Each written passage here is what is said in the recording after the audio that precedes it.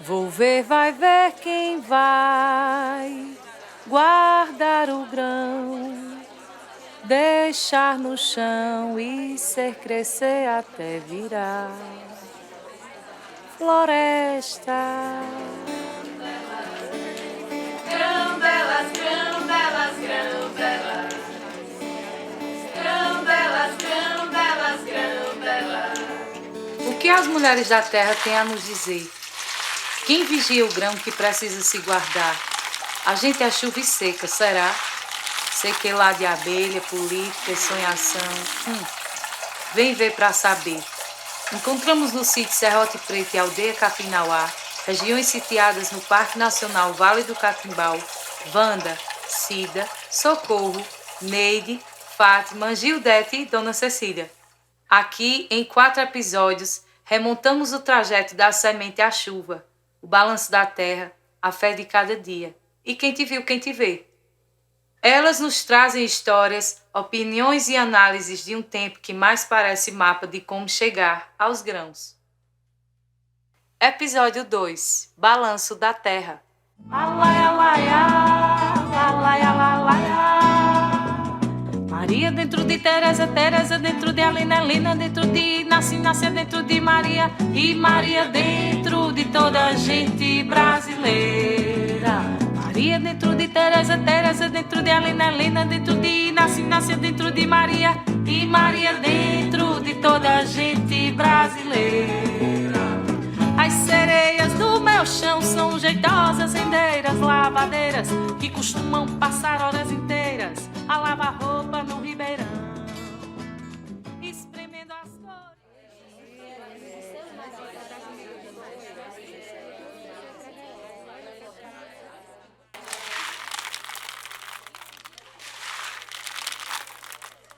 Indústria da seca é um termo utilizado para definir a estratégia do Estado que aproveita a seca na região nordeste do Brasil para ganho próprio. A seca é um acontecimento natural periódico que pode ser contornada com o monitoramento do regime de chuvas e implantação de tecnologias alternativas de convivência com o semiárido. Projetos de irrigação e açudes poderiam ser usados, mas tradicionalmente são utilizados para encobrir desvio de verbas ou em troca de favores políticos, onde só se beneficiam os grandes fazendeiros. A seca é utilizada como um evento trágico que atinge grande parte da região Nordeste e parte da região Norte de Minas. Costuma ser usada para justificar a fome e as desigualdades sociais da região, que são nada mais do que o reflexo de uma administração duvidosa que faz fracassar qualquer tentativa de reverter este quadro, com o intuito de fazer dependente o campesino e perdurar o modelo socioeconômico ainda colonial.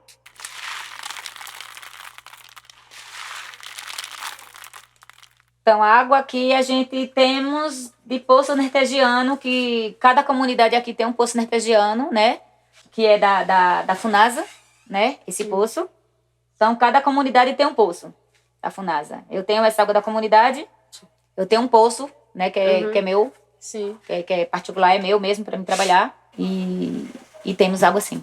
Então, esse poço, eu tinha muita vontade de trabalhar com plantas, né? Com hortaliças. E queria minha horta orgânica, que é com que eu trabalho hoje. E para eu ter ela, eu precisaria de água. E a água da comunidade não era liberada para plantio. E eu precisava muito de água. Então, eu precisei de fazer uma vaquinha na internet e pedir ajuda para me furar meu poço artesiano. E eu consegui em 2017 e perfurei meu poço. E hoje eu trabalho com água. Eu tenho meu poço que foi vaquinha na internet, que muita gente me ajudou.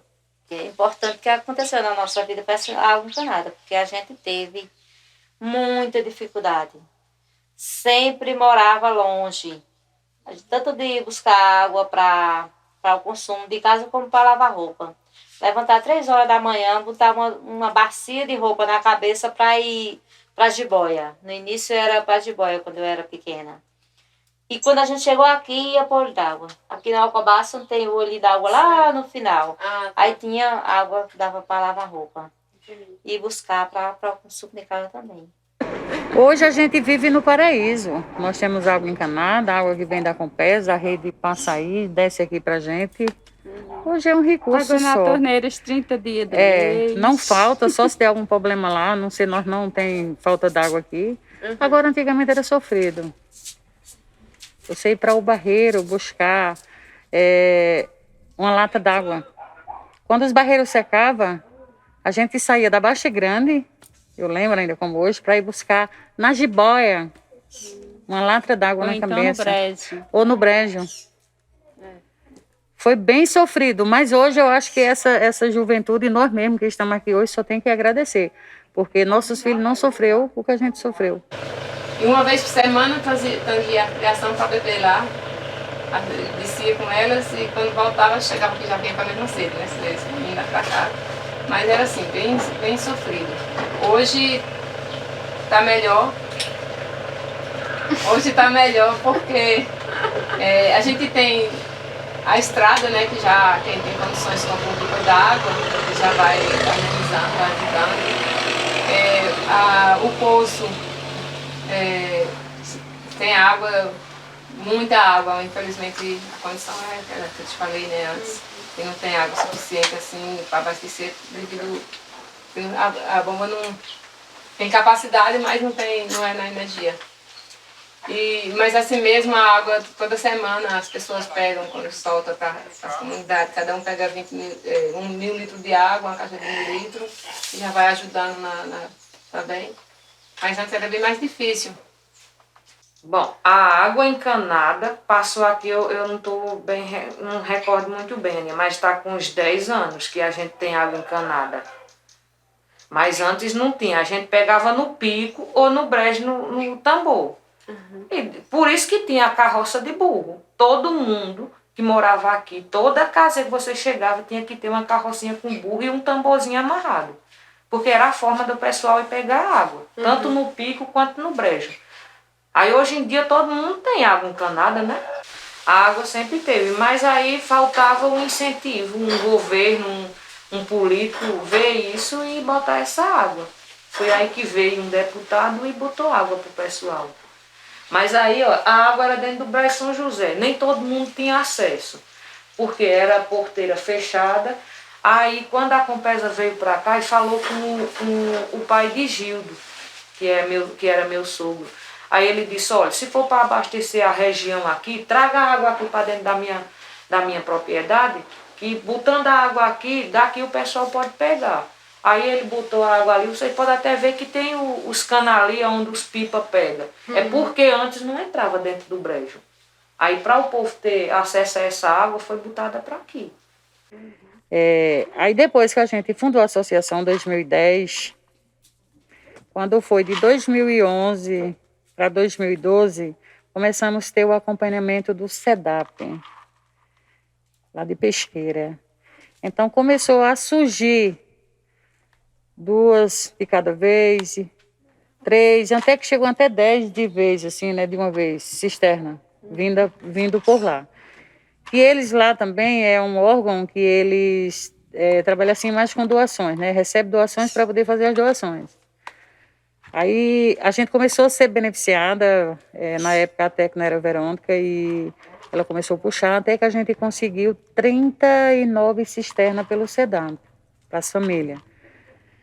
Aí quando foi em 2016, 17, nessa época aí, né, Márcia, que chegou as Caritas, aí foi onde nós conseguimos mais. E vou dizer uma coisa para vocês, e mesmo a água, quando ela veio, nós só ficou com água aqui no momento que ela foi para Baixa Grande, porque eu ainda tive uma questão bem séria com o pessoal, porque ia passar direto e deixar nós sem água aqui. Ia para Baixa Grande? Ia, e nós ia ficar sem água aqui. Tanto que a Baixa Grande era muito moradores e nós éramos menos, beneficiados. Né? E a gente aqui era pouquinho, que na época aqui o Serra do Preto era bem pouca família, né? Aí ia passar e não ia ficar água pra gente e nem para aqui, para os meninos de São Zé Maria. Aí o que foi que tinha de dizer? Olha, nós fazer assim, a gente vai passar direto, depois a gente vai correr atrás para ficar para vocês. Eu disse, não, para passar dentro do meu terreno, que nem passa, cruzando dentro do meu terreno, para ir para Baixa Grande, só vai essa água ficar aqui na gente. Se não ficar também, não passa dentro do meu terreno. E se eu não faço isso, nós tinha passado muitos e muitos mais tempos sem água aqui. Mas e tempo de chuva, quando você chega, não tem sábado, não tem domingo, não tem nada. A gente está na roça trabalhando, porque agricultor tem isso, né? E chuva na terra, só quer saber se vai trabalhar. E no início desse mês, começou, finalzinho de fevereiro para início desse mês, deu uma chuvada aqui e a gente ficou todo mundo animado. Vamos da roça, vamos preparar as roças para plantar. Aí suspendeu o tempo, aí eu já ficou nessa preocupação, acho que não vai ter chuva suficiente. Mas o importante é que, pelo menos rama para os animais, eles não vão passar fome, né? Então a gente já tem esse meio. Então assim, a nossa vida é essa. Mais estiagem do que chuva. Porque quando o ano é bom de chuva, esse tempo assim já está bem molhado, a terra é bem molhada, já tem gente plantando, já tem plantado. E quando passa a época das trovoadas para plantar, aí já entra inverno, e sempre no finalzinho de maio para junho começa. E quando o ano é bom de inverno, aqui vai até meados de setembro, para ir assim. Então é bom. E aí a gente fica torcendo para que a natureza se renove e que traga essa bênção de chuva novamente, que acho que é a alegria do agricultor, é a chuva na terra. Choveu, a gente esquece toda tristeza, e a alegria é a terra molhada. É todo mundo na roça, né? É arando terra, é plantando feijão, é plantando milho, é limpando mato. O que tem da agricultura a gente está fazendo, na época chuvosa, né? Então, no inverno, quando a gente está esperando os invernos que chove, né? A gente prepara a terra para plantar milho, feijão, macaxeira. Então, assim, no período da chuva, se tiver chuva, a gente precisa ir entre 3 e 5 meses de chuva para poder a gente colher. Caso tenha chuva, a gente trabalha nesse período com a chuva. E se não tiver chuva, o que muda é que tô falando de mim particularmente, eu trabalho com água, porque eu tenho água. Aí eu já mudo no sistema faço irrigação. O ano vai ser bom. Quando nós vai dizer assim, o ano vai ser bom, esse ano é bom, pode apanhar a enxada, mesmo sem chuva, porque vai ser ano bom, podia ter certeza. Agora a gente faz as experiências, mostra ser bom, mas não é. Que tem umas experiências que, por exemplo, no momento que a gente estamos passando agora, o que a gente acredita agora nesse momento é que esse ano não vai ter chuva para plantar. Porque eles falam duas experiências. O ano que dá muito coco oricuri, o ano que dá muito imbu, que é plantas nativas, frutas nativas, né, que é o coquinho oricuri, o umbu, que é muito, que esse ano deu muito, e que a abelha faz o mel também na nativa. No ano que tem essas 3 safra, muito, não tem chuva para as pessoas trabalhar. Então, esse ano foi o ano que teve muito coquinho oricuri, e muito umbu, e muito mel. Muito mel na caatinga. Foi muito colhido, muito mel na caatinga. Então, não sei se eu posso confiar em tudo isso, né? Porque eu creio que a gente tem que acreditar em Deus. Quando Deus quer, eu acho que tudo acontece. Criou-se já na história da Barra do Ano, quando era final de ano. A primeira experiência do ano era quando dava meia-noite, você vê a barra. Como era que se ela tivesse muito vermelha, o ano não ia ser bom, né? Se não, se ela tivesse bem azulzinha, umas coisas mais de chuva, então sabia que aquele ano era um ano de chuva. Aquela barriguda ali da casa de Zé de Adão, se ela segurar as frutas também, é um ano bom. A experiência é boa. Se ela não segurar também... Só que hoje em dia, as experiências não estão mais valendo. Dificilmente a gente faz uma experiência e ela não se cumpre como era antes. Porque antes a gente observava a formiga, cortando muito, a chuva que vai chegar, né?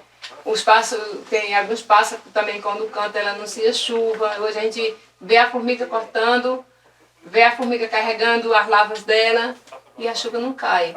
Mas aí tem... Não é porque a gente não sabe mais, perdeu a experiência, não.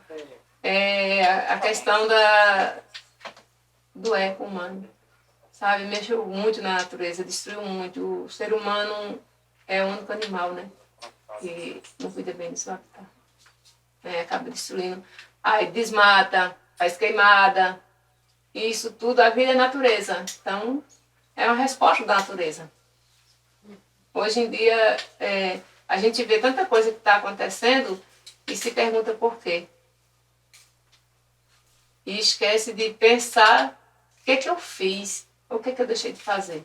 Né? O que eu fiz contra a natureza, ou o que eu deixei de fazer para ajudar a natureza, né? Para não destruir, para que ela fique sempre equilibrada. O desmatamento foi uma coisa que mudou totalmente a vegetação. Aqui por perto mesmo não está tudo desmatado porque o pessoal do Parque Nacional passa direto, né? Mas aqui e acolá você ainda vê o pessoal desmatando.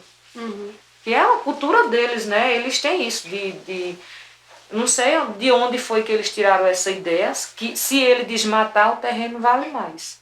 Que é uma coisa absurda, né? A gente sabe que deixando lá a matinha, mais, né? O pessoal tem mais interesse de comprar.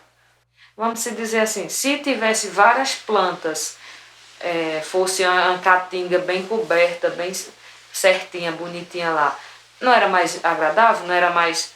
né? Um clima melhor, mais frio, mas hoje em dia não tem. Dificilmente, raramente você vê um terreno com uma vegetação alta. E o pessoal tem mania de detonar tudo. Outubro era a época, né? De final de setembro para outubro nós já começava arrancando aquele mato, ciscando, queimando, então era se preparando para esperar a chuva para plantar. Quando a gente planta a roça, que chove, arou, ali a gente já planta tudo. Planta o milho, planta o feijão, planta a melancia, o girimundo, tudo na mesma época. Agora sim, você planta a carreira de milho, em seguida, encostada ao milho, você planta a de feijão, aí vem a outra de milho, caiu o feijão, fica no meio. E o girimundo e a melancia você sai plantando salteado, né? Sai. Só o feijão de arranca. O feijão de arranca é que a gente não planta na mesma época. Mesmo que seja um ano que comece a chover em janeiro e seja chuvas controladas, mas aí a gente só planta feijão de arranca no mês de abril para maio, porque é a época que esfria. Se ele não se dá com o tempo quente. Aí quando esfria o tempo é que planta o feijão de arranca. É mais na época de inverno, né? O feijão de arranca ele é mais para a época de inverno. E em dezembro a gente planta em dezembro. Se chover em janeiro a gente planta. E hoje, o molhado que deu, alguém plantou, né? Que nem teve umas meninas mesmo ali na Baixa Grande, eu mesmo plantei ali. Mas não deu para situar, né? Porque foi pouco. E quando controla a chuva, que chove, quando é com 8 dias da outra chuvada, com mais 8 outra, vai controlando aquele molhado, então você plantando cedo você está colhendo.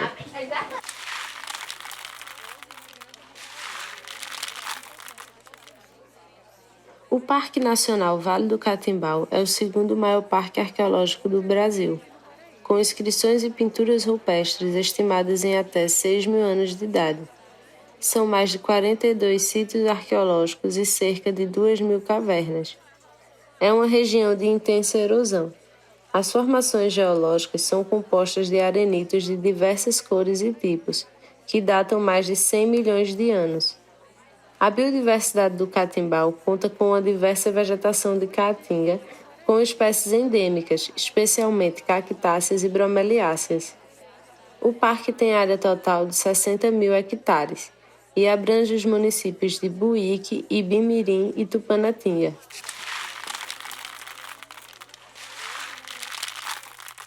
Quando o parque foi criado, essa comunidade aqui já existia e a gente está dentro do parque. Entendeu? Essa comunidade aqui está dentro do parque. E foi um parque criado sem escutar a nossa voz. Simplesmente criaram o parque sem escutar a gente, sem chamar as comunidades para dialogar, para saber. Simplesmente criaram. E se dependesse deles, nós não estávamos aqui.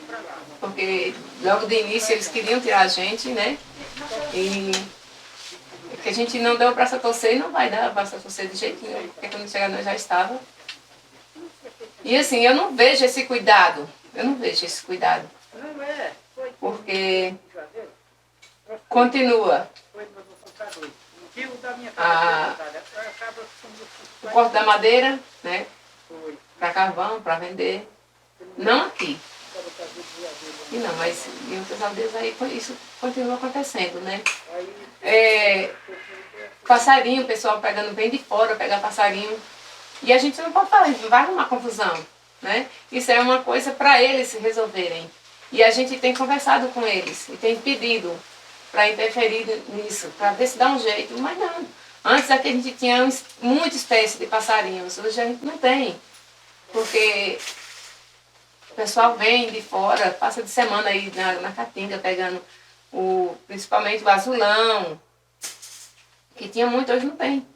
Hoje dificilmente você vê um azulão, sabe? E quando alguém passa aí e vê um azulão cantar, pode esperar que depois ele já passa com a gaiola para pegar. E eles sabem disso que a gente tem denunciado, né?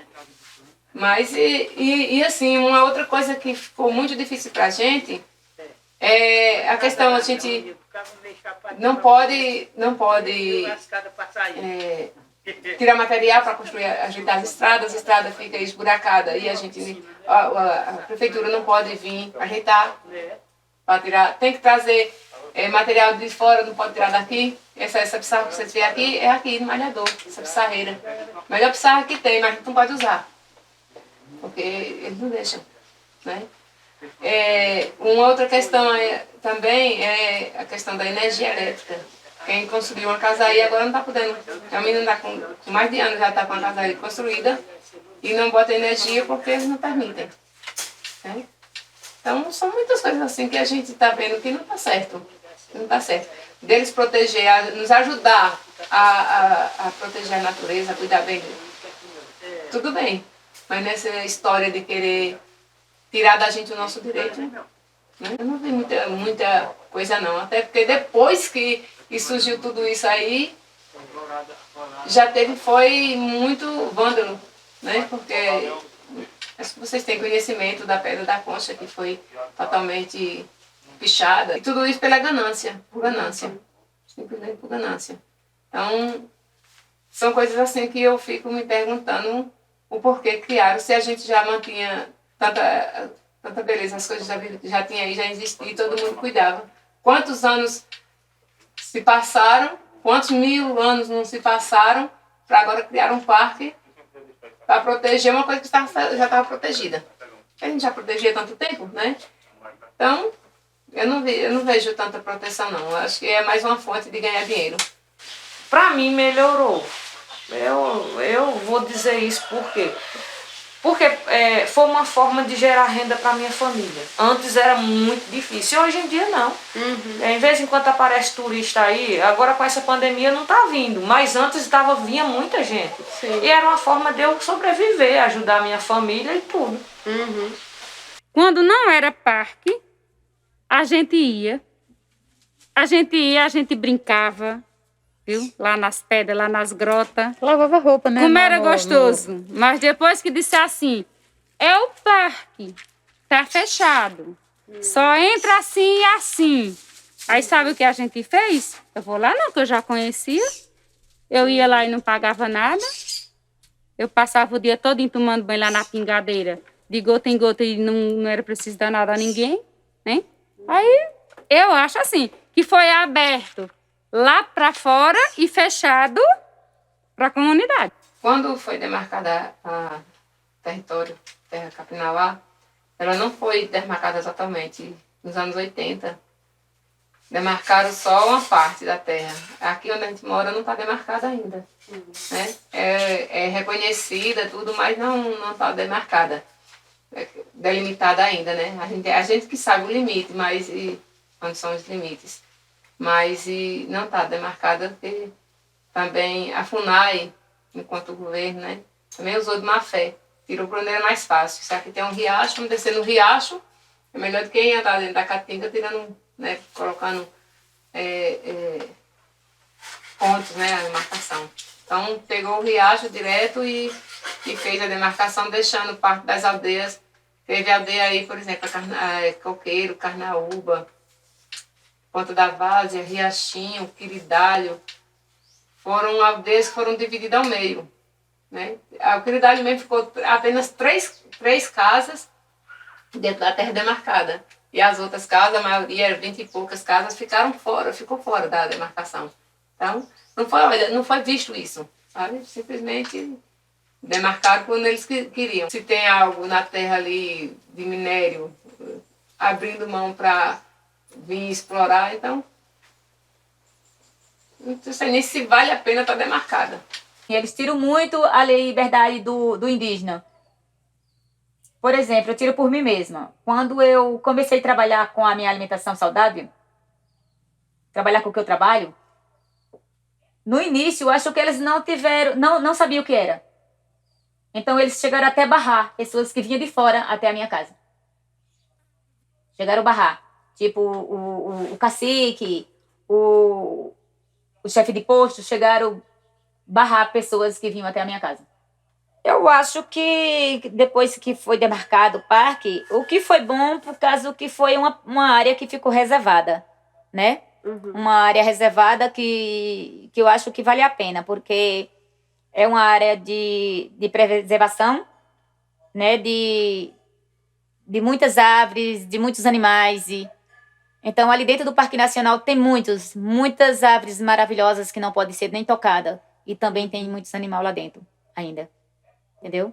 Então, eu acho que essa reserva que foi demarcada aí, eu acho que mudou por isso. Porque, assim, a nação é muito grande e eles gostam de destruir as coisas. Então, essa reserva foi bom para isso. E eu lembro que existiu muita briga, muitos cortes de arame, teve muitos tiros. Eu sei que teve uns desordens terríveis, sabe? Para poder a gente conseguir essas terras, entendeu? Que eram os fazendeiros que tinha, que hoje já não vivem mais aqui no nosso território, outros já estão falecidos. Mas foi uma luta muito grande para a gente conseguir essa terra que a gente tem hoje. Porque hoje cada um tem sua terra para trabalhar, tem seu território, entendeu? Então, cada um no seu local. E no passado era bem difícil, porque só os fazendeiros e os brancos do outro lado era quem queria, né, toda essa terra. E hoje a gente estamos podendo trabalhar e conquistar nossos objetivos dentro da nossa terra. Este programa foi construído, sonhado e realizado por Ana, Águida, Laís, Lara, Rena, Raul, Luca e Fernandão, com apoio e produção do Sítio Alcobaça e Chocalho, incentivado pela Lei Aldir Blanc. Agradecemos a todas as mulheres que partilharam seus saberes e experiência, tornando possível esse registro permanente, a vida e tudo que é dela. Agradecemos celebrando os bons encontros.